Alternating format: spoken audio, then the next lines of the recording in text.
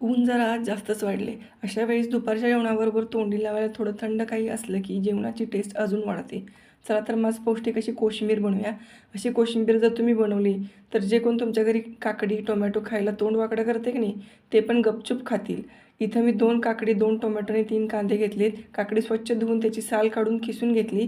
कांदा, टोमॅटो, कोथिंबीर बारीक चिरून घेतला. अर्धी वाटी दही आणि अर्धी वाटी शेंगदाण्याचं कूट घेतलं. इथे दाखवल्याप्रमाणे शेंगदाण्याचं कूट जरा मोठंच घ्या. एका बाउलमध्ये काकडी, कांदा, टोमॅटो काढून मिक्स करून घेतलं. नंतर त्यात चवीनुसार मीठ आणि थोडीशी साखर टाकली. चांगलं हलवून घेतलं.